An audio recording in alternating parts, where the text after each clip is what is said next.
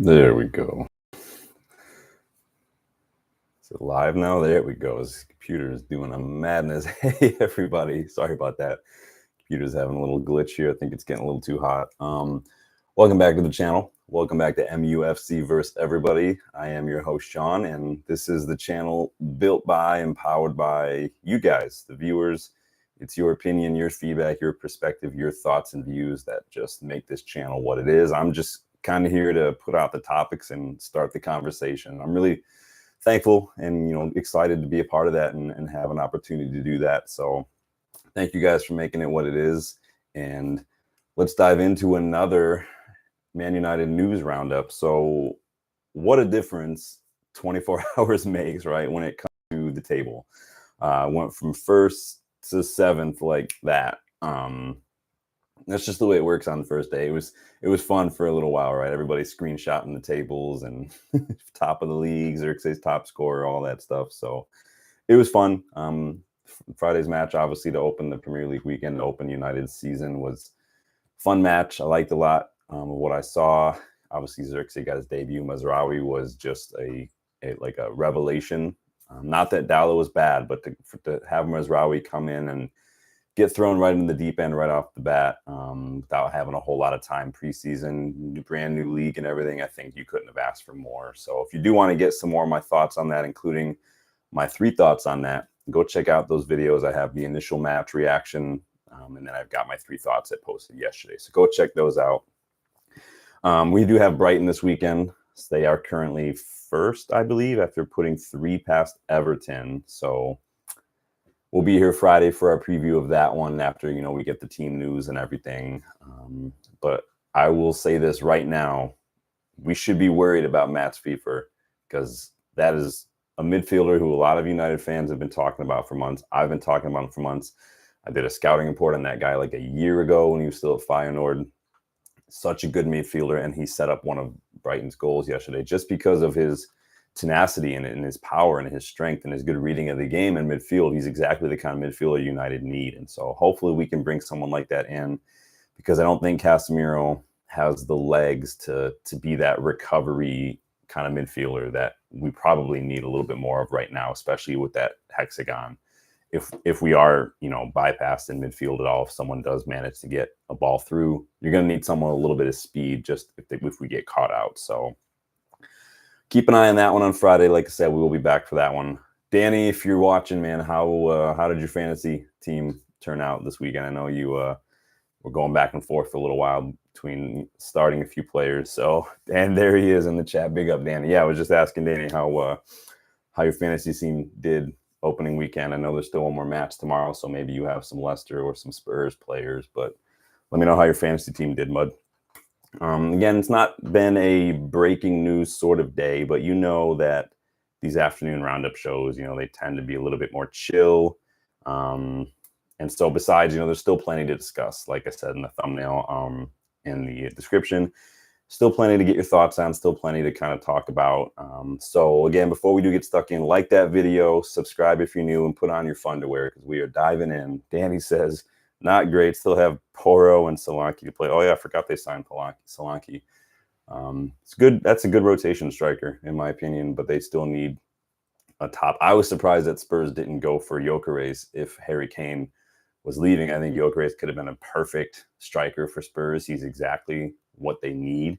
Obviously, he's doing bits at Sporting, and if he does sell, he'll probably sell for a lot of money because that's what the Portuguese clubs do. But to start things off, can we all just take a moment to remember that Todd Boehly paid more than $200 million for Enzo Fernandez and Moises Caicedo, and even combined, the two of them don't make a footballer good enough to lace Kobbie Mainoo's boots. Like, they were getting destroyed. And yes, it's City, but we've destroyed them. We've seen them get just done over and over again, left and right, all last season. That's insane. I know the Glazers are the worst owners ever, but is there a bigger joke of an owner than Todd Boehly in professional sports right now? That guy is a complete disaster.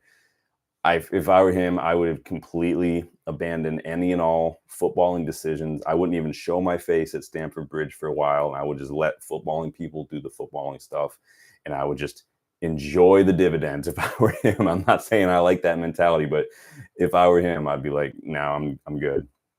Danny says, I think Solanke will do well there. Chelsea are a joke. Did you see horrible Enzo, man?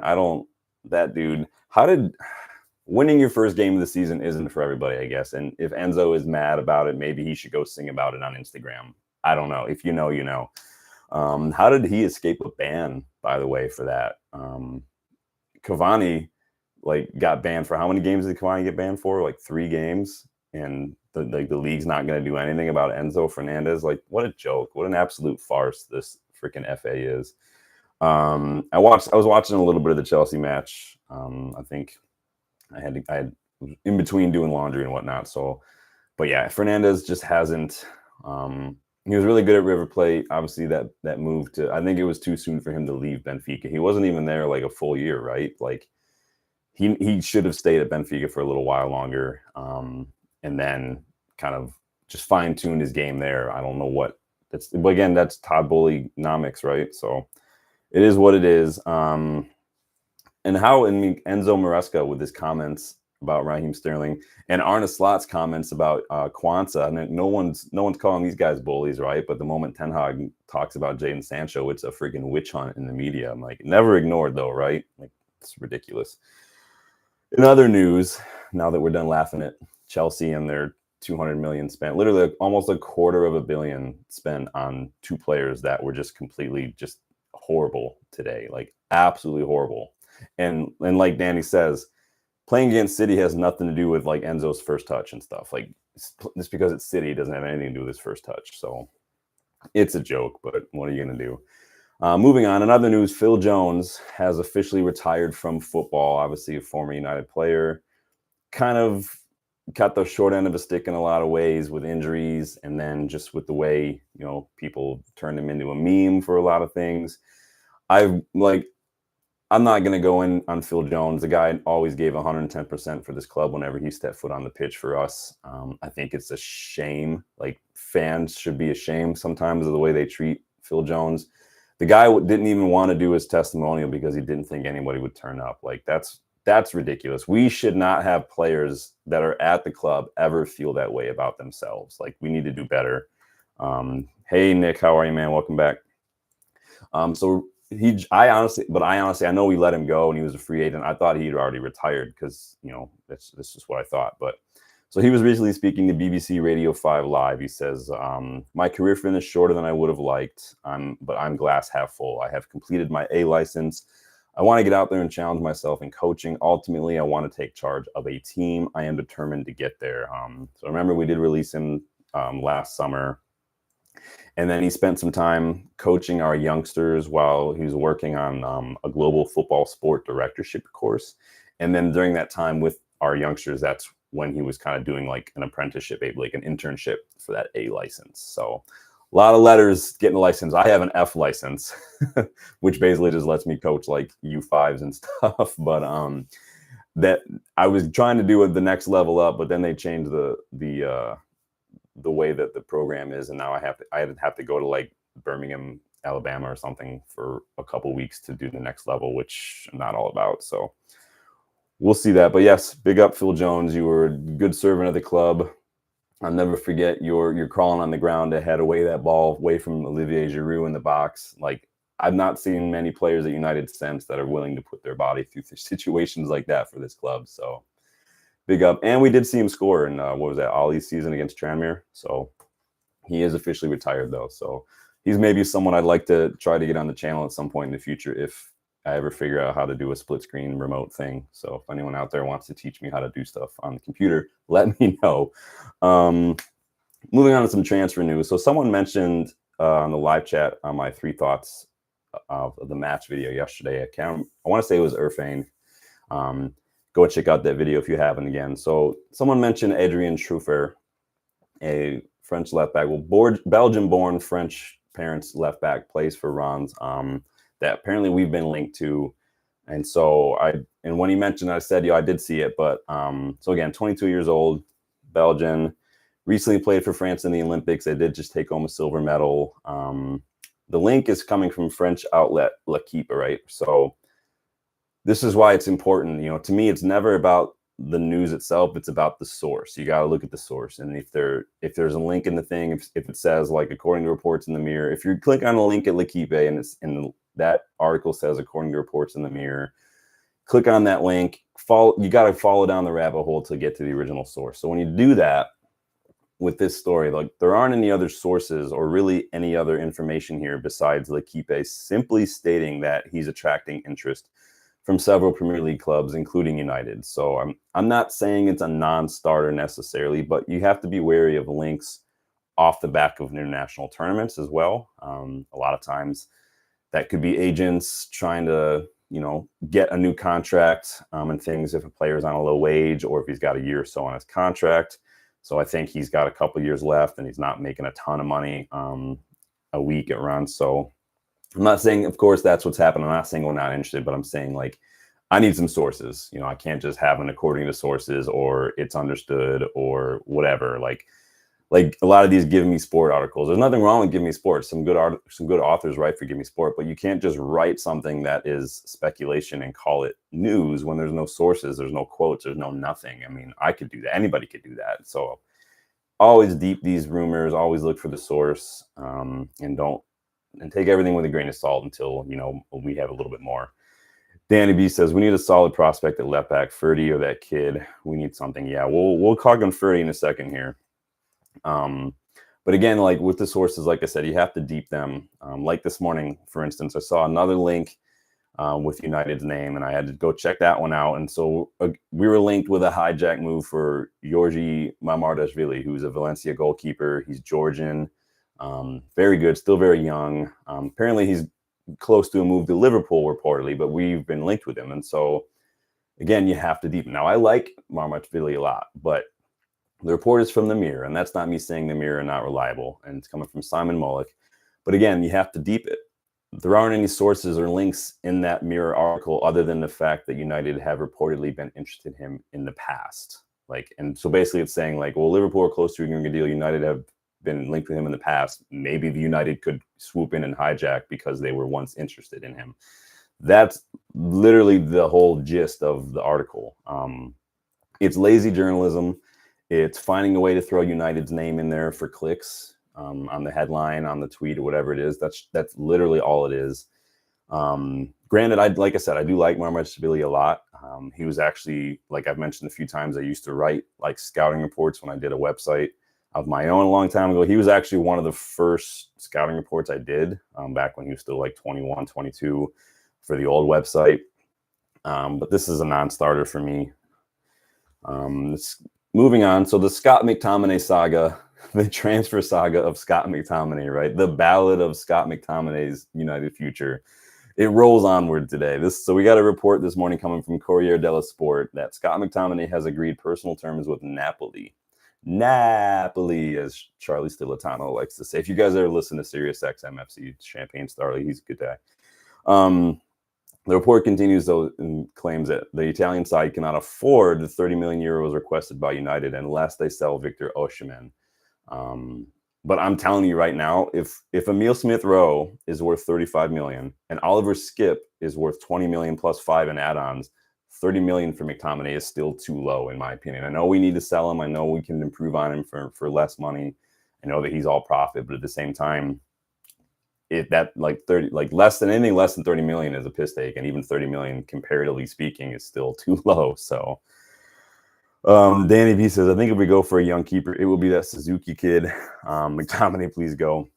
Yeah, we were linked with Suzuki a few months back as well. Obviously, we were linked with him last summer. He wanted more minutes than he didn't want to be rotation option. And I feel for him. Bayindir is probably regretting coming to United as well. So Mamardashvili is too good to come and be a backup. And so I think like that's something like if City would have sold Ederson, like if he had gone to the Saudi League, that'd be like a keeper like City would be looking at or something.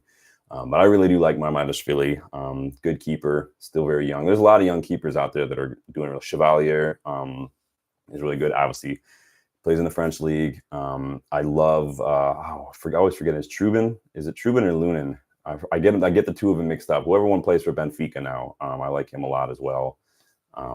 These guys. There's one that plays for Nice that obviously we won't be able. Bolka, I think his name is Polish. We probably won't be able to sign him. He's pretty decent as well. So, how much did Chelsea pay for Dewsbury? I want to say that was like 35 million. Again, another good example, Danny, supporting my stance on this one. Exactly. Like, who is better, Dewsbury Hall or McTominay? Clearly, McTominay is better. If Dewsbury Hall is going for 35 million, the problem is that we need to sell, so we can't be too miserly with our asking price. But at the same time, McTominay is worth that. So it is what it is. We got some reports from Fabrizio Romano today that Panathinaikos is in advanced talks with Man United to sign Facundo Pellistri on a permanent transfer. He's been linked with a few different clubs recently. Bologna, I think, was one that was linked to interest with him. It's not finalized yet, according to Romano, but negotiations are ongoing as Pellistri could leave United in the next days. I haven't seen an asking price in the rumors at all, but if we can get 35 million for both McTominay and Pellistri, I would take that. I would prefer that to be somewhere closer to 40 million if possible, but with add-ons maybe included, but I'll take that.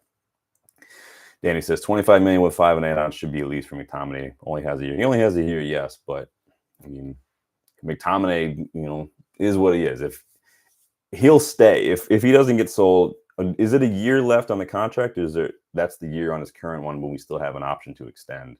I don't know. We know how we like that clause, but I don't think Ten Hag, all things being equal, I don't think Ten Hag would sell McTominay. I think that he values what he brings to the team. I think he likes that kind of presence up front, the same as Wout Weghorst. But I think that we can improve on McTominay, and there are options out there that we can do that. I know we were linked with Leon Goretzka today. I'm not sure how much I buy that. Obviously, Rabiot's still out there. Sanderberg, I think, is better than McTominay. Amrabat's better than McTominay, in my opinion. I don't think McTominay is a 6, so I wouldn't look as like Ugarte as his replacement. Ugarte would be our second 6 at the club if Casemiro stays. But someone who's a little more getting in advanced areas, making those third runs, crashing into the box, someone like McTominay, I think we have some options out there that wouldn't cost a ton. Plus, Collier is still rolling around as well, so we'll forget about that. The Athletic is reporting, as far as Pellistri goes, that the personal terms have been agreed for a 4-year deal. I imagine that we'll probably have a sell-on clause if this goes through as well, because that's what we've been doing under the new regime. Whether it's been youngsters like Zidane Iqbal or Kambwala, or Donny with some of those add-ons and stuff, achievable add-ons, something like that, I imagine will be thrown into the deal as well. So we'll see what happens. It's, I've never not liked Pellistri. I like the way he goes about his game as a winger. He gets forward, gets high up the pitch, and finds a way to put that ball into the box, get it into dangerous areas. I just haven't really quite seen the quality that I would have come to expect from someone at United. So it is what it is. He could easily go someplace else and do really well. I think that he could do better than the Greek league. That's not trying to be disrespectful or anything. I just think that he could go to it. I think he could go to a club like a Sociedad or a Villarreal or something and do very, very well. So let me know your thoughts on Pellistri. Do you think he didn't get a fair shot? I mean, Ali signed him, so Ten Hag doesn't have any loyalty to him. Plus, we've got Ahmad. I think if maybe we'd been able to sell Anthony or Sancho, highly unlikely, but maybe Pellistri would have a shot. But I still think that if we had sold those two, we probably would have looked to improve and brought in another winger. So we'll see what happens with Pellistri. So Julian Larange, you guys ever watch ESPN? You're well familiar with Julian Larange. He's another ESPN FC pundit, so you know where I'm going with this. French. Big PSG, big Arsenal guy. He's questioned United's pursuit of Manuel Ugarte after Casemiro's performance against Fulham. He said, and I quote, "If you look at the game on Friday against Fulham, we had a good Casemiro. Would you spend 60 to 65 million euros when Casemiro is in this form?" He even said, "I think they're pondering it because if Manu and Casemiro can offer you a really good season, then the backup doesn't have to be worth 65 million euros. What an absolute load of crap. Yes, you do buy Ugarte, even if Casemiro has a good showing against Fulham, even if he looks more fit, even if he looks like he's trimmed up a little bit, you still buy Ugarte because you don't make long-term recruitment and squad building decisions based on one player's performance in the first match of the season. I mean, for fuck's sake, right? Like, take everything some of these ESPN journalists say with a grain of salt. Take anything an Arsenal fan like Laurent is going to say with a grain of salt. Like, you don't do that. If it was his club, if it was Arsenal and someone they were trying to get rid of had a decent first showing, he wouldn't be questioning whether or not to replace him. Like, it's ridiculous. What we got here in the chat? Danny B. Amrabat, Ugarte, Casemiro, Collier, Mount, Bruno, Manu, and if Eriksen leaves, we should replace him in January if needed. I don't think we should panic. Buy Pellistri 10 with 5 add-ons or high sell on. Yeah, I think Pellistri, I don't remember how much we paid for Pellistri. It's not as if we can demand a ton of money for him. He's barely really played, so it is what it is. I don't think we're probably going to see a big fee for him. I think it'll probably be single digits. And then probably like you're saying, like what I said, probably an add-on, and maybe like a sell-on clause, like we've been doing, like with everybody. So yeah, Danny says we'll probably lose him. We'll probably lose money. It is what it is. It's just some signings don't work out. That was kind of the summer where we like I said, we got Ahmad as well. So it kind of seemed like that was the summer the Glazers were really trying to, like Woodward and everybody was really trying to find that Sancho, find that Mbappe, and kind of scattergun that and see, if we could flip something. Didn't work out because you can't, if you want to do that, you can't just send them all out on loan right away. But it is what it is. But in any case, there's less than 2 weeks to go in the transfer window. We are cutting it close with a lot of these deals. How do you think the rest of our transfer business is going to look? How do you think the window is going to pan out for us? Obviously, we still need a midfielder. We could probably use 2 midfielders. We do need a left back as well. We need to sell more players. I don't know how Lindelof is going to get sold when he's walking around on this crutch. Not really happy that his partner was putting out this crutch thing. Like we didn't need to do that. That just hurts us. And as far as left backs going, like Danny was saying, like I would like us to just get a full on a class replacement for Shaw. Like I don't want us to get any more stop gaps. We're literally in the same situation with the left back as we were a year ago now, where both of them are not fit and we're scrambling. We're playing right backs there. Like we have to move on from Shaw. Like I'm not trying to be mean. I like Shaw. You guys know that I think Shaw is class when he's fit. He's just never fit. So we need to get a full-on replacement. Try to get him back fit. I don't think Malacia is probably going to be fit probably till the second half of the season, and just move on. Whether that's someone who's already like a known entity, like a DeMarco. Like I'm not saying we can go DeMarco, but someone like that. But like Ferdy. So Ferdy would be the dream for me. He, to me, is probably one of the best left backs out there right now that you can get. And he's heavily linked with Brighton. The report is he wants to come to the Premier League. We were linked with him the other day. For the price that's been thrown around out there, somewhere in like the 30 million euro-ish range, that's not money that you spend on a backup. That's money you spend on someone who, like Lamatz Wafers or something, someone that you get to come in, start, and who will probably more than double that value in the first season. That's how highly I rate Ferdy Kadiolu. Let me know your thoughts on Ferdy. I know Danny loves him. I love Ferdy. I'm not saying I would have taken him. Like I don't like Mazraoui because I said I would have taken Ferdy over Mazraoui, but I'm not going to complain that we have Mazraoui, but I think we need a left back. So I don't want to, and we can do that. We can have like 3 really great fullbacks with Dalot, with Mazraoui, and with Ferdy, and we can rotate them in and out because we're going to have a lot of matches. Danny says, Ugarte, Amrabat, and left back. If we are lucky, Lindelof will probably leave free in January. It's a filthy mercenary. I mean, it's not his fault. Our idiot sticks who were in charge of these negotiations paid him that much. It's just, it is what it is. I think that, yeah, it's a touchy subject when it gets into like players I saw a thing about Tony, Ivan Toney reportedly wanted like a payout for leaving Brentford. Like, dude, you gambled, got caught gambling, and were banned and hurt Brentford's chances in the league. Like, why are you all of a sudden think you're entitled to this from they owe you nothing at this point. You were the one at fault. And you were the one who, quite frankly, doesn't sound very sorry for what you did. So Nick says we are facing the top team on the table, Brighton. Yep, that's what I said earlier. We get them next. They put 3 past Everton. They look really good. I mean, it could be a new manager bounce kind of situation. We've already seen that can happen. Crystal Palace didn't look too great today, if I had to be honest. Obviously, they lost Elise, which is not going to help them. But how good does Adam Morton look, though, by the way? Woo. I have a dream that one day maybe we could get Adam Morton and Kobbie Mainoo playing in the pivot together for United. That I'll just keep dreaming about it. But man, that would be what a great midfielder he's going to be. But yes, like to get a full-on replacement for Shaw because he's just not. We can't rely on him, and I've been saying that for months. And I know everybody's starting to get frustrated. Couple less than 2 weeks left in the window. We need to do something. We need to get that midfielder over the line, and if we can swing it, we need to get a left back. But I do think we need to make some sales first because our squad is starting to get a little bloated with just all the extra bodies. Eriksen's still around there. Again, Lindelof's still around there. We still have Antony and Sancho. Sancho still, we don't even know what's going on with Sancho yet. I mean, there's a chance Sancho could still leave, and then. Are we good with Antony, Ahmad, Garnacho, and Rashford for the rest of the season? I mean, do we have any young wingers coming through the academy that look ready? Probably not. Danny says he's good, but I think Collier is similar and can be as good as Wharton. Could be. He really does. I like what I've seen from Collier.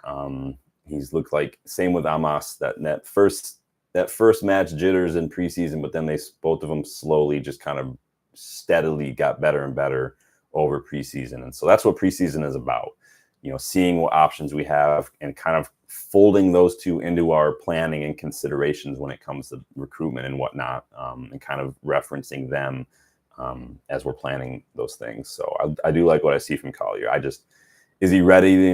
If injuries are heavy, is he going to make the difference in, a Manchester derby or something, or a game against Liverpool if we have to rely on him for fitness reasons? That's the kind of thing I'm talking about. I don't know if he's quite ready for that. But then again, I say that, but then Kambwala, I think, did really fine against Liverpool last season. So you never know.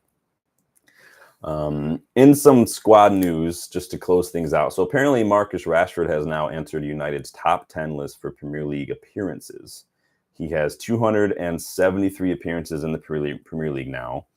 Technically, he's tied with Patrice Evra, so they're both kind of tied for 10th. This season, barring any injuries or suspensions or whatnot, or barring being sold, the window's still open, he could overtake Dennis Irwin, who has 296. He can only jump to 9th this season. If he's here next season, he could overtake Rio Ferdinand, Michael Carrick, and Roy Keane for all-time appearances in the Premier League for United. He's already our 8th top goal scorer in the league. He's got 83 Premier League goals. If he gets back to form, he could, he could very easily overtake Ole Gunnar Solskjaer, Andy Cole, and Ruud van Nistelrooy this season to jump to 5th for our all-time goal scorers. He only needs like 13 goals this year to do that. And we've seen that he can do it. Keep in mind, though, too, these are Premier League stats, so it's only going by when the Premier League was formed, so like 30 years ago. So it doesn't include like the top flight stats for everybody. That's why, people are so quick to go on about Kevin De Bruyne's assist. Well, they only started keeping track of that since the Premier League started. So we'll see.